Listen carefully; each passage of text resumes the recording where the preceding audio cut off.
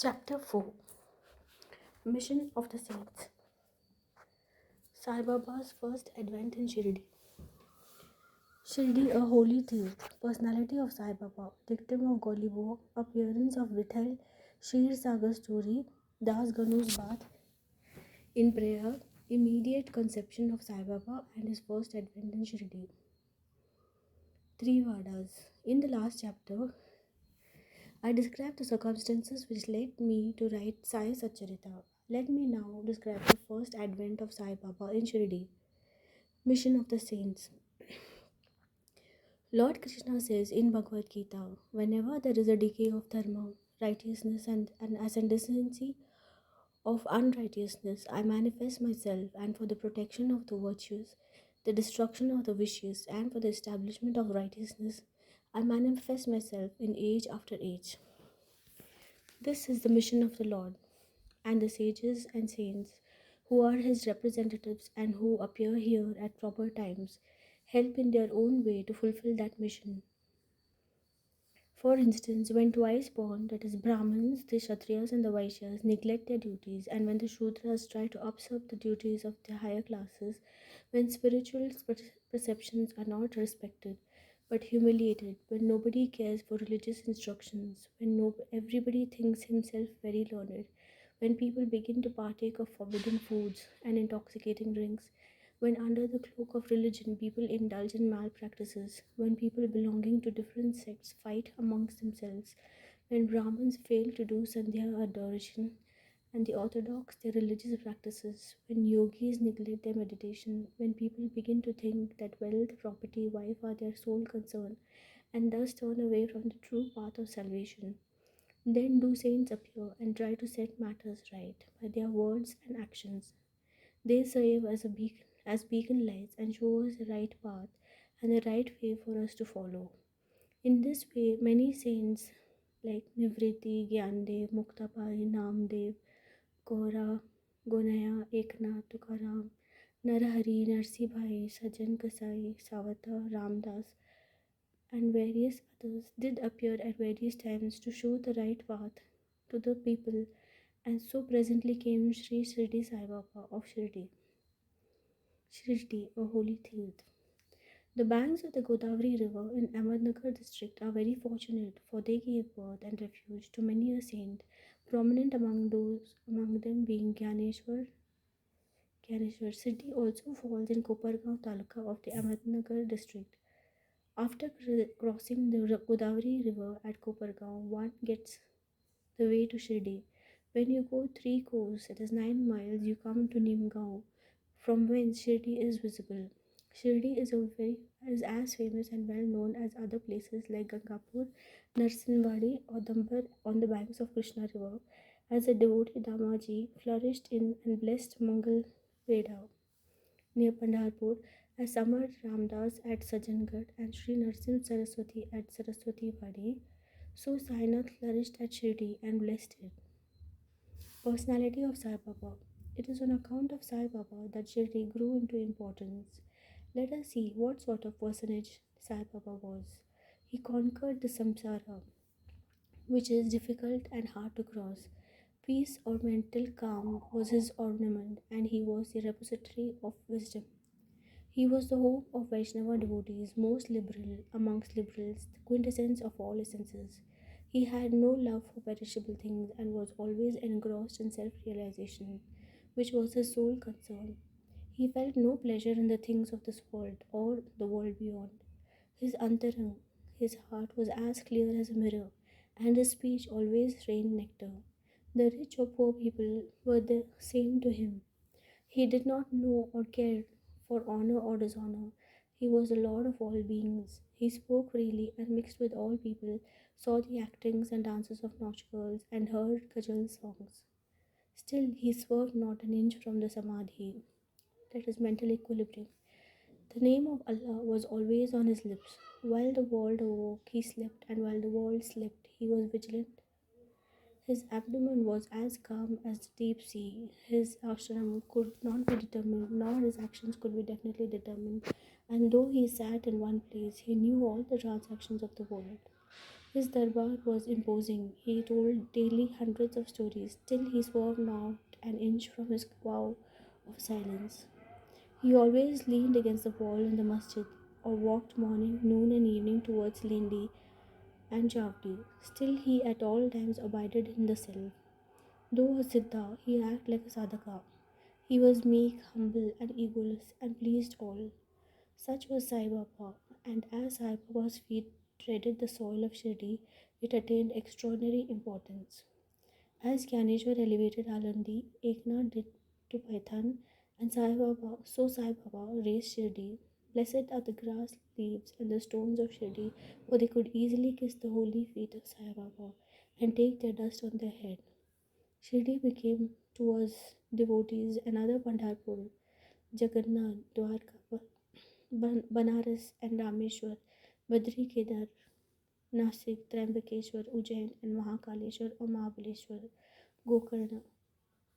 Contact of Sai Baba in Shirdi was like a Veda and Tantra. It quieted our samsara and rendered self-realization easy. The darshana of Sri Sai was our yoga sadhana, and talk with him removed our sins. Shampooing his legs was our bath in Triveni Prayag, and drinking the holy water of his feet destroyed our desires. To us, his commands were Vedas and accepting. His Udi and Prasad was all purifying. He was a Sri Krishna and Sri Rama who gave us solace, and he was a Parabrahma, the absolute reality. He was himself beyond the pair of dvantas, never dejected nor elated. He was always engrossed in his self or as existence, knowledge, and bliss. Shirdi was his center, but his field of action extended far wide to Punjab, Calcutta, North India, Gujarat, Dhaka, and Konkan. Thus, the fame of Sai Baba spread far and wide, and people from all parts came to take his darshan and be blessed. By mere darshan, minds of people, whether pure or impure, would become at once quiet.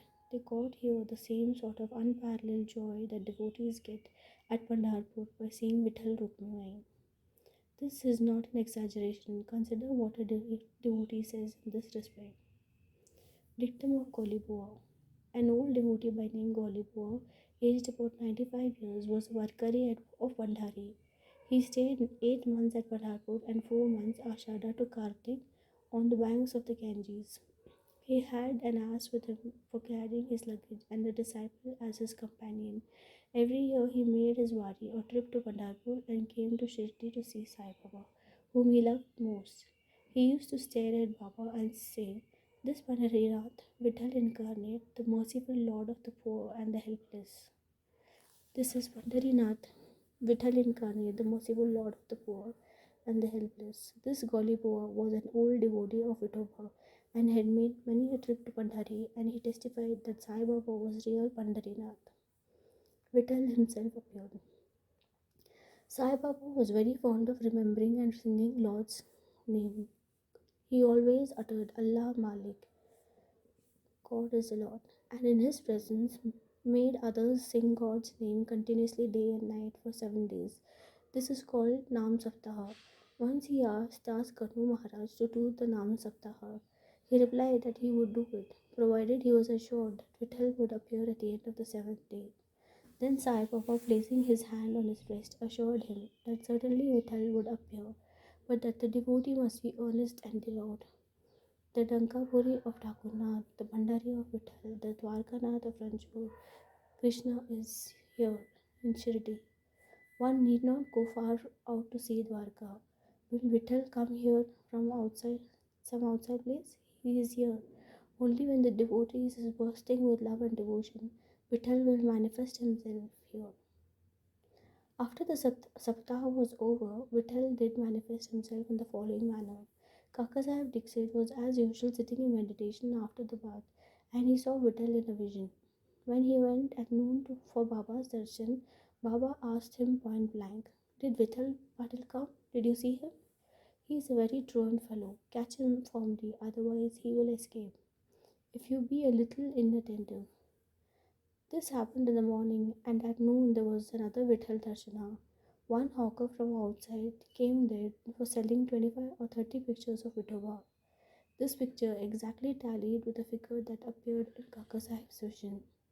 On seeing this and remembering Baba's words, Kaka Sahib Dixit was much surprised and delighted. He bought one picture of Vitoba and placed it in his shrine for worship. Bhagwant Rao Shir Sagar story. How fond was Baba for Vittal worship was illustrated in Bhagwant Rao Shir Sagar story. The father of Bhagwant Rao was a devotee of Vitoba and used to make varis to Pandharpur. He also had an image of Vitoba at home, which he worshipped. After his death, the son stopped everything, the vari, the worship and the Shraddha ceremony. When Bhagwantrao came to Shirdi, Baba, on remembering his father, at once said, "His father was my friend, so I dragged him here. He never offered Naivedya, and so he starved Vittal and me. So I brought him here. I shall demonstrate him now and set him to worship." Das Kanu's bath in Prayag. The Hindus think that a bath in the holy Tirth of Prayag, where Ganga and Yamuna meet, is very meritorious, and thousands of pilgrims go there at periodical times to have the sacred bath there. Once Das Ganu thought that he should go to Prayag for a bath and came to Baba to get his permission for doing so. Baba replied to him, "It is not necessary to go so long. Our Prayag is here, believe me." Then, wonder of wonders, out came when Das Kanu placed his head on Baba's feet, out came or flowed streams of Ganga Yamuna water from both the toes of Baba. Seeing this miracle, Das Kanu was overwhelmed with feelings of love and adoration and was full of tears. Inwardly, he felt inspired, and his speech burst into a song in praise of Baba and his Jesus. Immaculate conception of Sai Baba and his first advent in Shirdi. Nobody knew the parents' birthplace of Sai Baba. Many inquiries were made, many questions were put to Baba and others regarding these items, but no satisfactory answer or information has been obtained. Practically, we know nothing about these matters. Namdev and Kabir were not born like ordinary mortals. They were found as infants in the mother of pearls. Namdev being found in the bank Bhimrati River by Gonai, and Kabir on Bhagirathi River by Tamil. Similar was the case with Sai Baba. He first manifested himself as a young lad of 16 under a neem tree in Shirdi for the sake of bhaktas. Even then, he seemed to be full with knowledge of Brahman. He had no desire for worldly objects even in dream. He kicked out Maya and Mukti, was serving at his feet.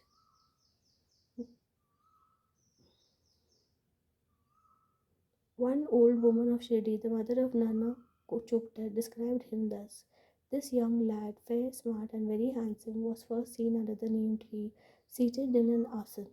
The people of the village were wonderstruck to see such a young lad practicing hard penance, not minding heat and cold.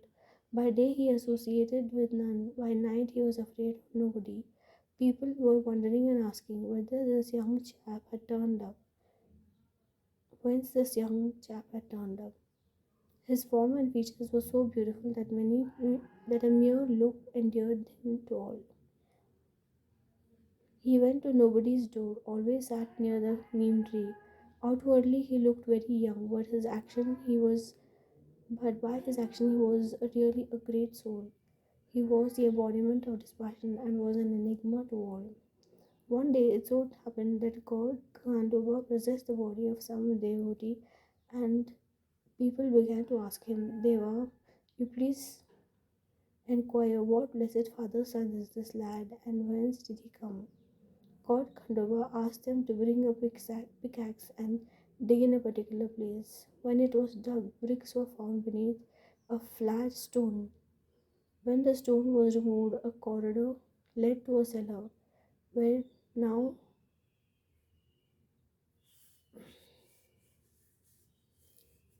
when the stone was removed, a corridor led to the cellar where cow mouth shaped structures, wooden boards, necklaces were seen. Khandoba said this lad practiced penance for 12 years.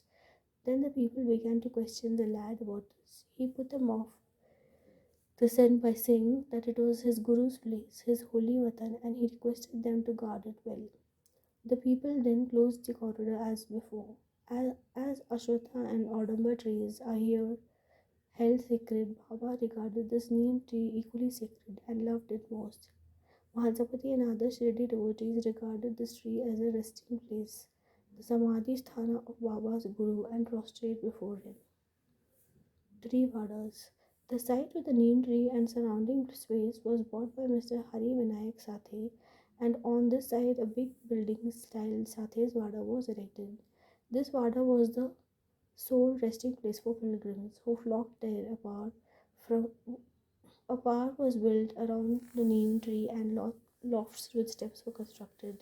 Under the steps there is a niche facing south, and the devotees sit on the park facing north. It is believed that who burns incense there on Thursday and Friday evenings will be, by God's grace, will be happy. This Vada was old and dilapidated and wanted repairs. The Sansthan has made the necessary repairs, additions and alterations now. Then, after some years, another Vada Dixit Vada was constructed. Kakasaheb Dixit, solicitor of Bombay, had gone to England. He had injured his leg by an accident there. The injury could not be got rid of by any means. Nana Sahib Chandokar advised him to try Shirdi Sai Baba. So he saw Sai Baba in 1909 AD and requested him to cure rather the lameness of his mind than his leg. He was so much pleased with the darshan of Sai Baba that he decided to reside in Shirdi. So he built a Vada for himself and other devotees. The foundation of this building was laid on 1910. Once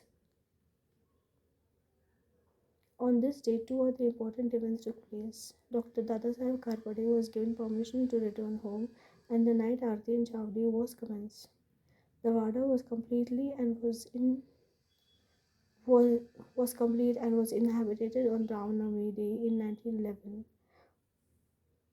with due rites and formalities. Then another Vada or palatial mansion was put up by the famous millionaire Mr. Bhuti of Nagpur.